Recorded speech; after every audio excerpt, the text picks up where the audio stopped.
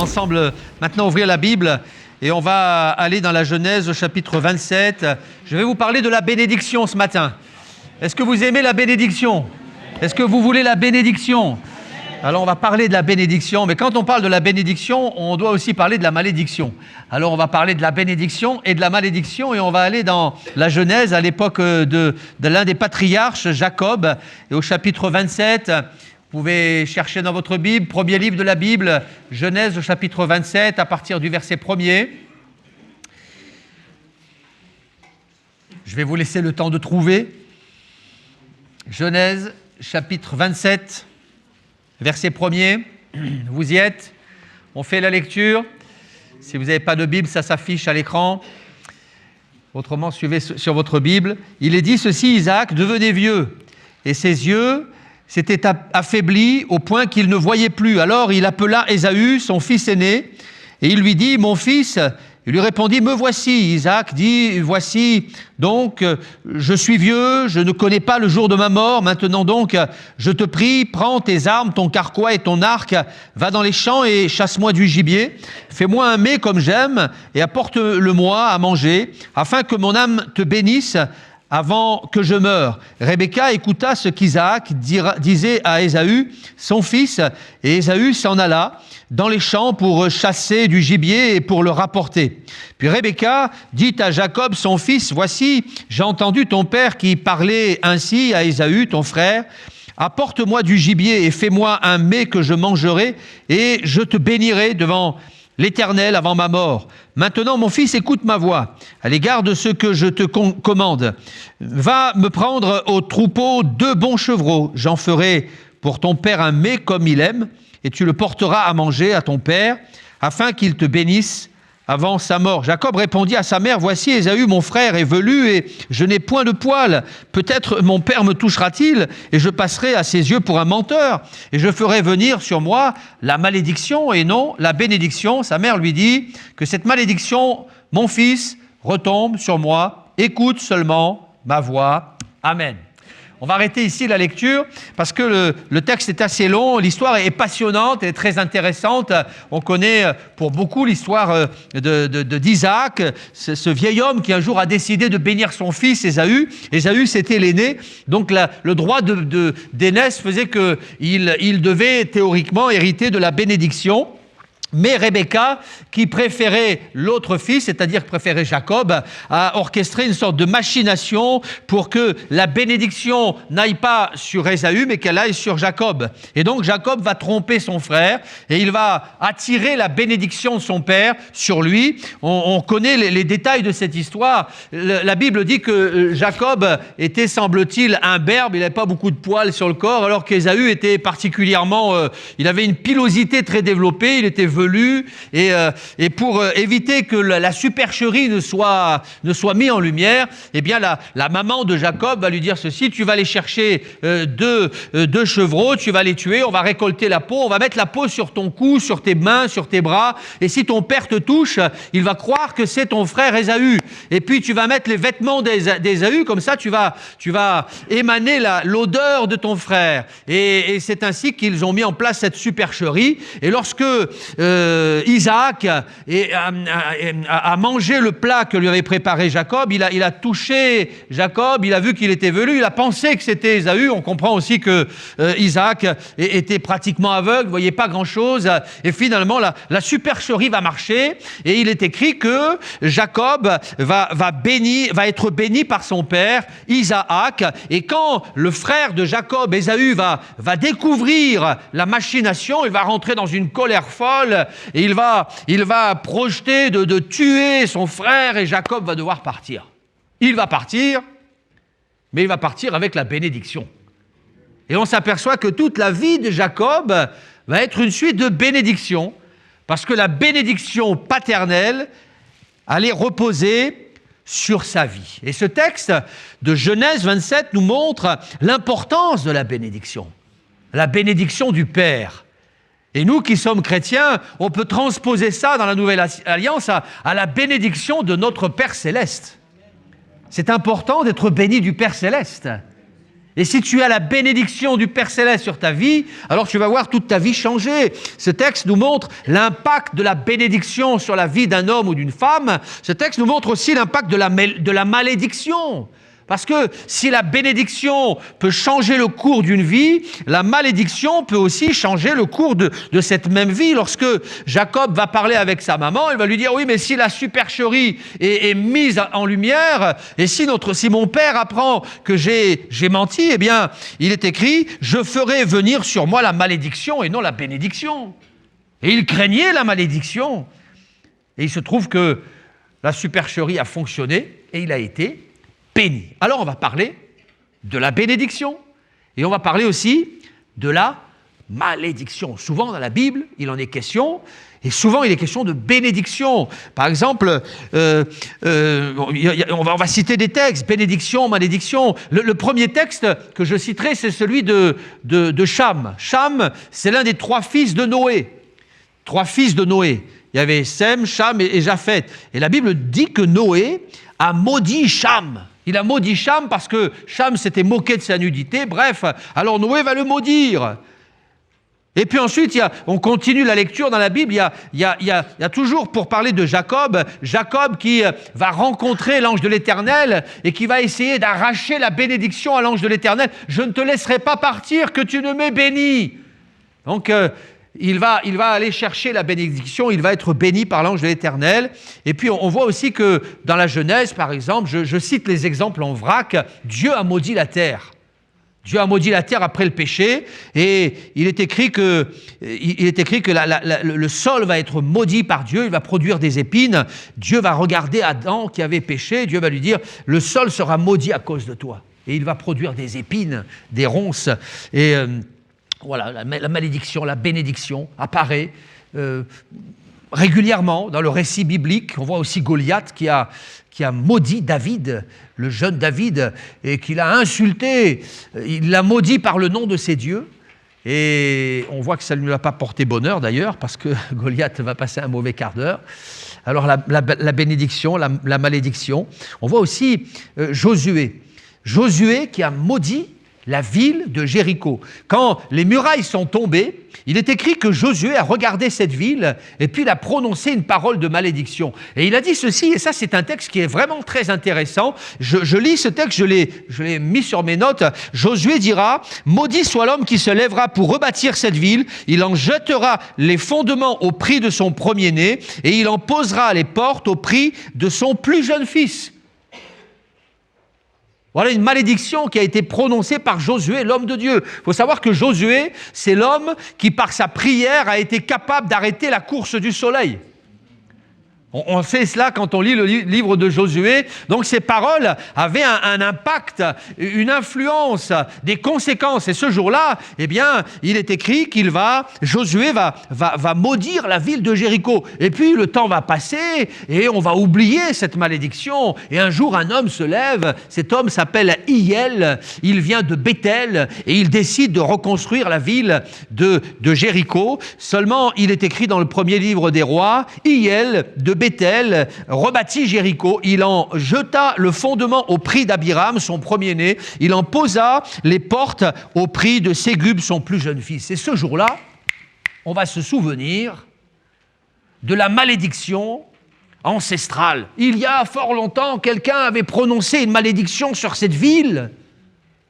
Et les paroles de Josué vont s'accomplir dans les moindres détails, à tel point que, Hiel de Béthel va perdre ses 2 fils. Il y avait une malédiction sur cette ville. Et le temps n'avait pas pu effacer cette malédiction. Alors, voilà quelques textes qui nous montrent que la bénédiction et la malédiction peuvent influencer une vie, impacter une vie, un parcours, un foyer, une ville, un pays, oui, une génération. Ce sont des choses réelles, spirituelles, mais réelles. Alors on reviendra tout à l'heure sur la malédiction et la malédiction ancestrale, mais je voudrais vous parler pour l'heure, pour l'instant, de la bénédiction. La bénédiction. D'où vient le mot bénédiction? Alors le mot bénédiction, il vient du latin bene, Et dicere, bene, c'est le bien. Dicere, c'est le fait de dire, de prononcer une parole. Bénédiction, c'est prononcer une parole, une bonne parole. C'est dire du bien. Dire du bien. Et puis ensuite, il est traduit en grec par le mot eulogia. C'est le fait de dire des louanges d'eux. C'est faire l'éloge d'eux. Donc, c'est dire des bonnes paroles sur une personne. Voilà. Bénir, c'est dire du bien. La bénédiction, elle est liée aux paroles de ma bouche. Par exemple, quand je dis « je bénis Dieu », ça veut dire que je fais l'éloge de Dieu. Je dis de bonnes paroles à son sujet, je vante ses louanges, je dis du bien de Dieu, je bénis Dieu. Quand je bénis mon frère, ça veut dire que je prononce de bonnes paroles à son sujet. Je dis du bien à son sujet. Et quand Dieu bénit une personne, eh bien c'est pareil, ça veut dire qu'il prononce de bonnes paroles à son sujet. Alors si mes paroles parfois n'ont pas d'impact lorsque je bénis quelqu'un, ce que je sais c'est que lorsque Dieu bénit une personne, sa parole a un impact. Sa parole, la parole prononcée, lorsque Dieu bénit quelqu'un, ça change une vie. Parce que sa parole a un pouvoir créateur, un pouvoir de transformation. Alors la bonne nouvelle de l'Évangile, c'est que Dieu désire bénir ta vie. Est-ce que vous savez que Dieu veut vous bénir ? Dieu ne veut pas vous maudire, Dieu veut vous bénir. Il veut que vous soyez bénis. Il y a des exemples encore, on va en citer quelques-uns. Par exemple, le premier couple de l'humanité, Adam et Ève, ont été bénis. Dieu les a bénis quand il a créé Adam, ensuite il a créé Ève, il les a rassemblés. Et puis il est écrit, Genèse chapitre 1er, Dieu les bénit et Dieu leur dit, soyez féconds, multipliez, remplissez la terre. Il les a bénis. L'un des signes de bénédiction, c'est la fécondité. Voilà. Le fait de pouvoir avoir des enfants. Le premier couple a été béni. Et puis, Noé aussi a été béni. Dieu bénit Noé et ses fils et il leur dit « Soyez féconds ». Dieu a béni Noé. Et si on fait un grand saut en avant, on s'aperçoit que Dieu veut bénir aussi l'Église. Il veut bénir notre Église. Il veut bénir l'Église de Dessines. Dans l'Épître aux Éphésiens, je lis « Il nous a bénis de toutes sortes de bénédictions spirituelles dans les lieux célestes. » Il nous a déjà bénis. C'est une table dressée devant nous. Il suffit d'aller chercher les bénédictions. Il nous a bénis. Il veut bénir l'Église. Il veut bénir ta vie. Il veut bénir ton foyer. Il veut bénir ton couple. Parce que Dieu, c'est un Dieu de bénédiction. Ce n'est pas un Dieu de malédiction. D'ailleurs, je crois que Jésus, lorsqu'il entre dans une vie, eh bien, il brise la malédiction. Il est venu pour briser la malédiction du péché. Il est venu pour briser la malédiction qu'il y a peut-être sur ta vie. Quand Jésus est mort à la croix, il est écrit qu'il a brisé la malédiction. Christ nous a rachés de la malédiction de la loi, étant devenu lui-même malédiction. Il est venu pour briser les malédictions. Et on parlait tout à l'heure de malédiction ancestrale. Il y avait sur la ville de Josué une malédiction. Et cette malédiction, elle était là. Et elle a perduré dans le temps. Elle a perduré dans les années, dans les générations. On l'avait oublié cette parole. Et lorsque Hiel de Bethel décide de reconstruire, il y arrive, mais à quel prix? Il y avait une marque de péché, une marque de ténèbres, une marque de malédiction, et ses deux fils ont perdu la vie à cause de cela. Et moi je crois, dans les malédictions ancestrales. D'ailleurs, on voit parfois des familles qui sont brisées de génération en génération. On voit des familles qui sont parfois dévastées, par exemple, par l'alcool. Le grand-père était dans l'alcool, le papa était dans l'alcool, les enfants sont dans l'alcool. Il y a une sorte de malédiction ancestrale sur certaines familles. Il y a des familles qui ont été dévastées par l'inceste. Et quand parfois je rencontre des gens qui me parlent de leur vie, de leur passé, je m'aperçois qu'il y a parfois des marques d'impudicité sur certaines familles. D'autres sont brisées par la malédiction du suicide. Le grand-père, l'oncle, la tante, le fils. Et le suicide a dévasté des familles.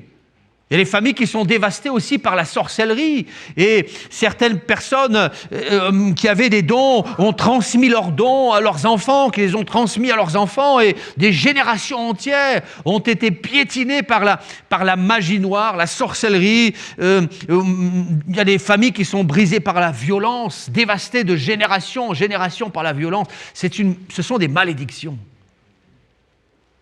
Des malédictions ancestrales. Voyez. Mais la bonne nouvelle de l'Évangile, c'est que le Seigneur est venu briser les malédictions. Il est venu casser la chaîne de la malédiction. Parce que Dieu est un Dieu de bénédiction. La dernière image que les disciples ont eue de Jésus, c'est Jésus en train de bénir. Il a amené les disciples à Béthanie, les a rassemblés là, dans un coin tranquille. Et la Bible dit qu'à Béthanie, il a levé les mains et il les a bénis. Et pendant qu'il les bénissait, il fut enlevé au ciel. Et c'est la dernière image que les disciples ont eue de Jésus en train de les bénir. Et je crois ce matin que si quelqu'un vit sous la férule du diable, sous l'égide d'une malédiction ancestrale, il y a une promesse de Dieu pour ta vie. C'est écrit, si quelqu'un est en Christ, il est une nouvelle création, les choses anciennes sont passées et toutes choses sont devenues nouvelles. Est-ce que quelqu'un va dire Amen à cette promesse de Dieu? Amen. La nouvelle naissance, c'est une rupture. La nouvelle naissance, c'est un brisement, c'est une cassure. La nouvelle naissance, c'est un rejet.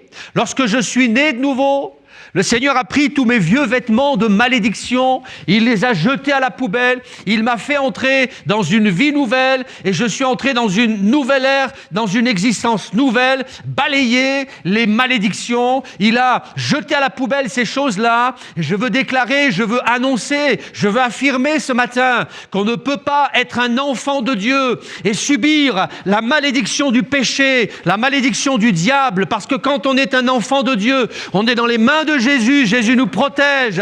Alléluia. Il y a tellement de gens qui sont encore dans la crainte alors qu'ils sont enfants de Dieu et ils se disent peut-être qu'il y a encore une malédiction sur ma vie qui est là, cachée dans un coin, au fond d'un tiroir. Je crois que si quelqu'un est en Christ, il est une nouvelle création et le Seigneur Jésus nous a délivrés définitivement du passé. Amen. Ça, c'est la bonne nouvelle de l'Évangile. Et si la nouvelle naissance n'avait pas la capacité de nous délivrer de ces malédictions du passé, alors la nouvelle naissance n'aurait aucun intérêt. Mais je crois dans la puissance de la nouvelle naissance qui nous fait changer de statut et qui fait de nous des enfants de Dieu, des fils et des filles du roi, protégés, gardés par sa main puissante et délivrés du passé. Alléluia. Jésus est entré dans Jéricho.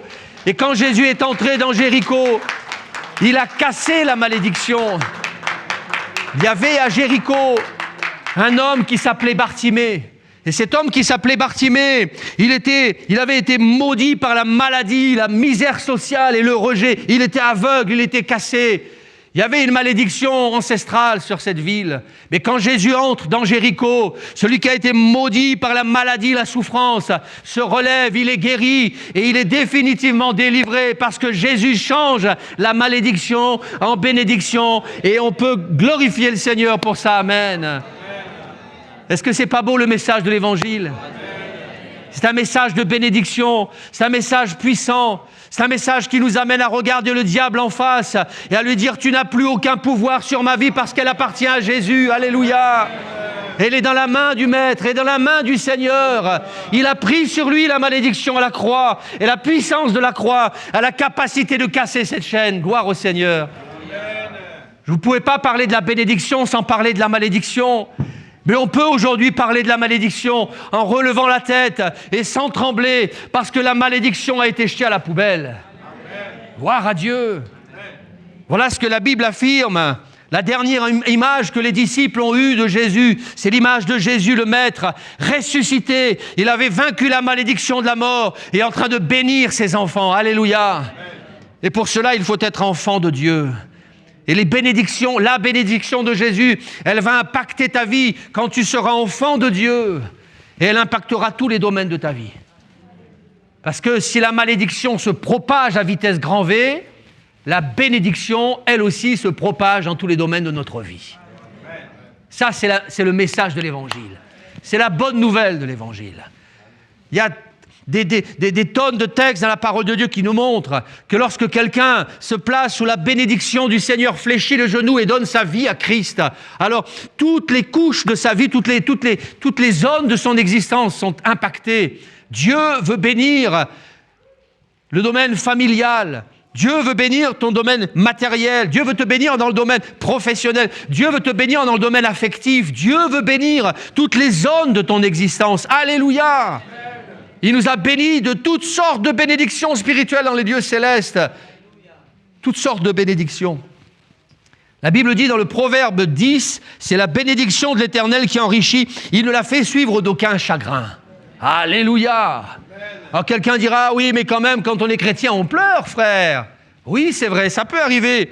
Mais je crois que les larmes du chrétien, ce sont des larmes temporaires, pas permanentes. Les larmes du monde sont des larmes permanentes. Les gens du monde pleurent.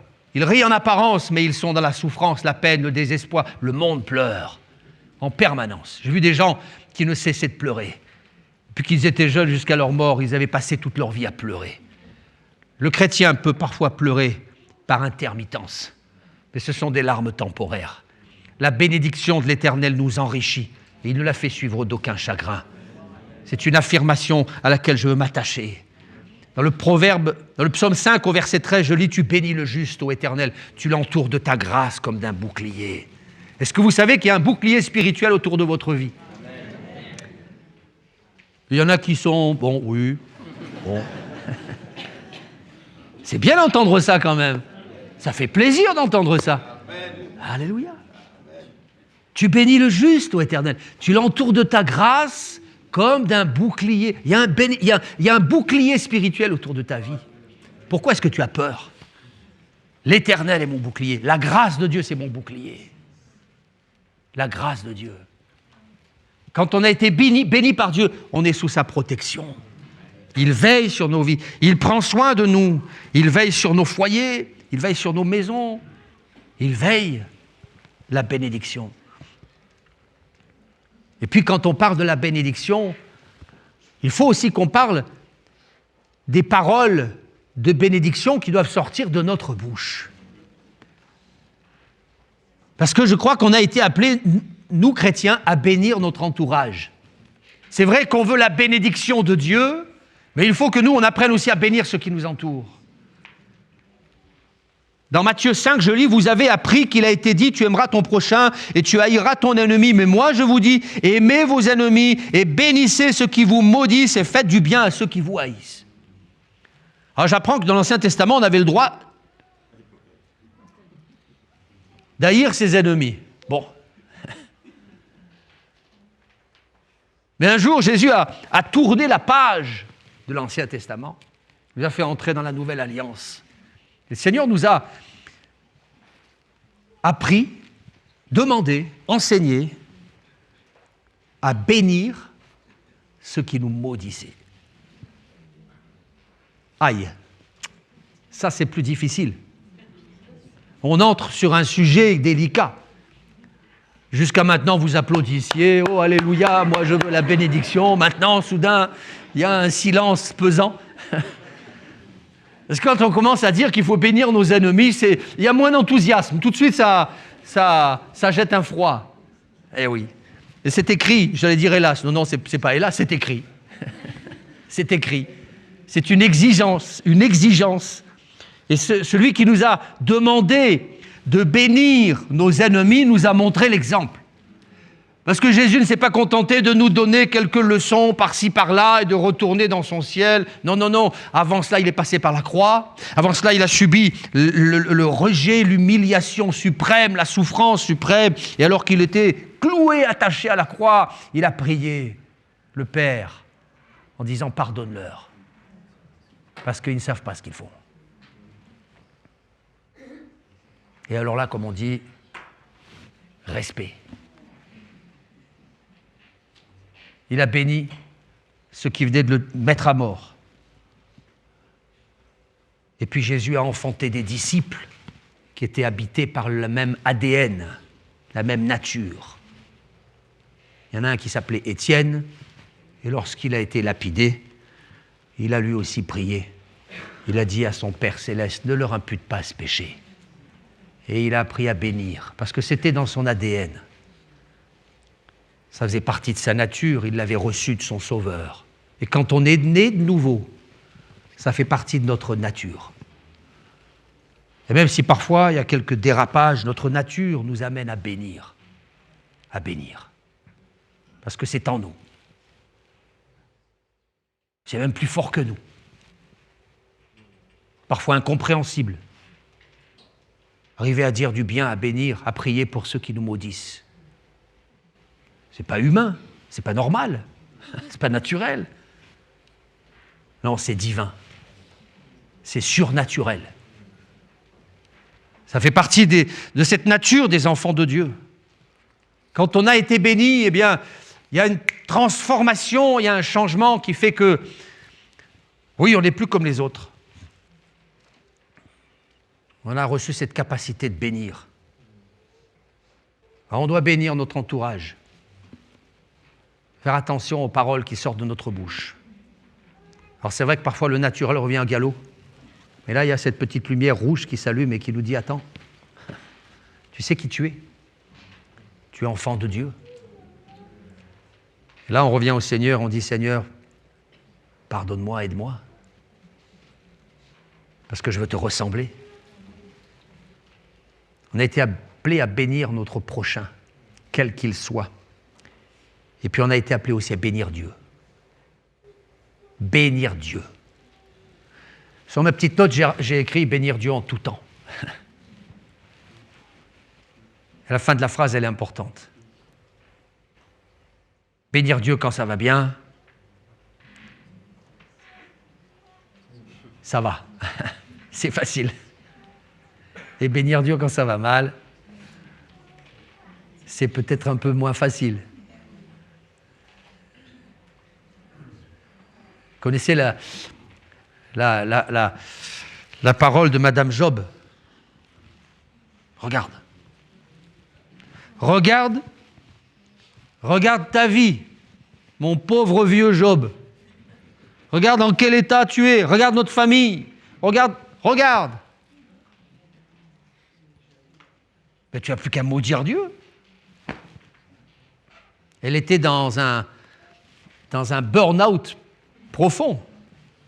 Elle était au fond du gouffre. Et là, Job réagit d'une manière qui nous surprend. Job n'avait pas tout compris de Dieu. On le voit dans son livre.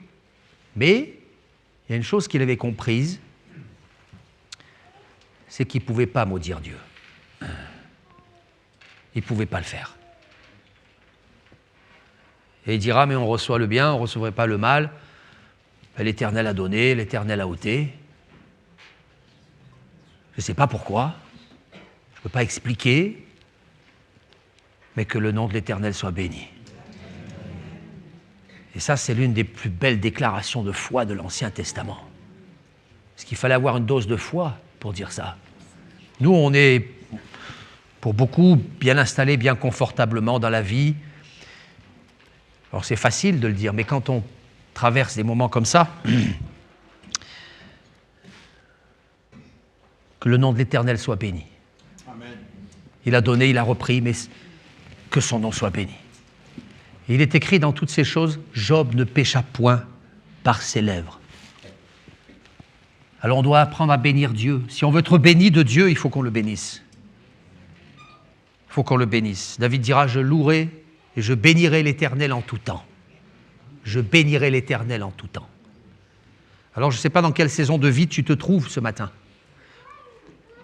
Peut-être pas une saison de vie très enthousiasmante. Peut-être pas une saison de vie où tu es très euphorique, porté au nu, là. Tu ne surfes peut-être pas sur la vague. et tu peux être dans le creux de la vague. Mais je t'invite à bénir le Seigneur, malgré tout, envers et contre tout. Je dis ça parce que je crois que de notre attitude dépendra la bénédiction de Dieu. On peut attirer la bénédiction de Dieu sur nos vies ou on peut l'éloigner. Par nos choix, par nos comportements, par nos paroles, on peut attirer la bénédiction ou bien la malédiction. Et moi, quand je prêche sur la bénédiction, je suis obligé de me rappeler de ce qui s'est passé à l'époque de Moïse dans le désert, là, près du mont Garizim et du mont Ébal. C'était deux collines, deux monts. On en a parlé un vendredi soir il y a quelque temps. Dans le Deutéronome, il est question de ces deux monts, deux petites montagnes. Le mont Garizim d'un côté, le mont Ébal de l'autre. Le mont Garizim incarne la bénédiction. Le mont Ébal incarne la malédiction.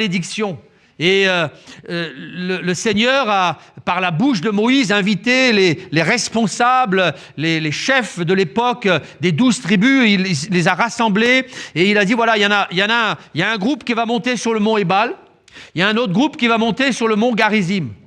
Donc ils vont se scinder en deux, il y a une petite équipe qui va monter au sommet du mont Ébal, une autre qui va monter au sommet du mont Garizim, et là, sur le sommet du mont Garizim, eh bien, ils vont prononcer des paroles de bénédiction, et elles sont consignées dans le livre du Deutéronome. Le mont Garizim, c'est le symbole de la bénédiction de l'Éternel. Et puis, ceux qui sont montés sur le sommet du mont Ébal, ils vont prononcer toute une série de paroles de malédiction. Alors, ce qui est intéressant, c'est qu'il y a une liste de bénédictions, Deutéronome 28, puis une liste de malédictions, Deutéronome 28 toujours, mais chacune de ces listes, elle commence par un petit mot de 2 lettres, si. Si. Parce que tout est conditionné. Et il est écrit, Deutéronome 28, chapitre 28, verset 1er, « Si tu obéis à la parole de Dieu, si tu obéis au commandement du Seigneur, si tu crains l'Éternel, si tu le suis fidèlement dans toutes ses voies, alors tu seras béni dans la ville, tu seras béni dans les champs, le fruit de ton travail sera béni, le fruit de tes entrailles sera béni. Je donnerai à la bénédiction d'être avec toi dans tes greniers, dans tes entreprises, dans ton pays, si tu m'écoutes. Si tu marches dans mes voies, si tu me crains, ce n'est pas écrit si tu es parfait. Non, parce qu'on n'est pas parfait. Mais si tu fais tes efforts pour respecter les principes divins, les conseils de la parole de Dieu, alors tu vas attirer sur toi la bénédiction. Mais ensuite, Deutéronome 28, verset 15, il y a à nouveau une liste qui commence par si tu n'obéis pas, si tu ne crains pas l'Éternel, si tu l'abandonnes, si tu le délaisses, si tu le méprises, alors tu seras maudit. Et c'est le même refrain, tu seras maudit à la ville, tu seras maudit dans les champs, tu seras maudit dans ton travail, tu seras maudit tu seras maudit. Et en réalité, de nos choix dépendent notre avenir, de notre attitude de cœur, vont dépendre la bénédiction ou la malédiction. On peut attirer la bénédiction sur sa vie, ou on peut aussi attirer la malédiction. Voilà le message de l'Évangile.